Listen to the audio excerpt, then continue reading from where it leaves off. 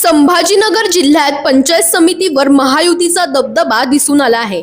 जिल्ह्यातील 9 पंचायत समित्यांवर युतीचे वर्चस्व राहिले असून सर्वाधिक सभापती पद मिळवत भाजपने आपणच मोठा भाऊ असल्याचे दाखवून दिले आहे। छत्रपती संभाजीनगर पंचायत समितीत सभापती निवडीवरून मोठा राडा झाला।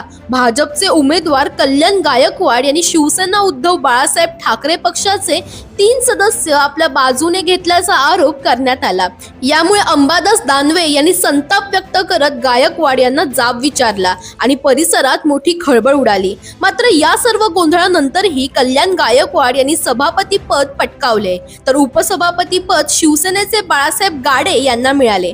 दरम्यान गंगापूर, खुलताबाद आणि फुलंब्री पंचायत समित्यांमध्येही महायुतीचेच वर्चस्व राहिले।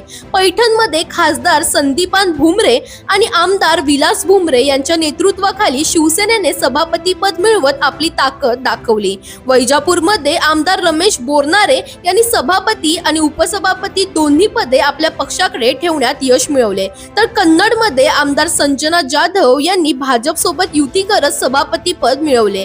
दरम्यान सिल्लोड आणि सोयगाव पंचायत समितीत भाजपाने सभापती पद मिळवत मंत्री अब्दुल सत्तार यांना मोठा धक्का दिला आहे। दरम्यान तुम्हालाही अशाच पॉलिटिक्स रिलेटेड अपडेट्स हव्या असतील तर इंडिया लीडरला फॉलो करायला विसरू नका।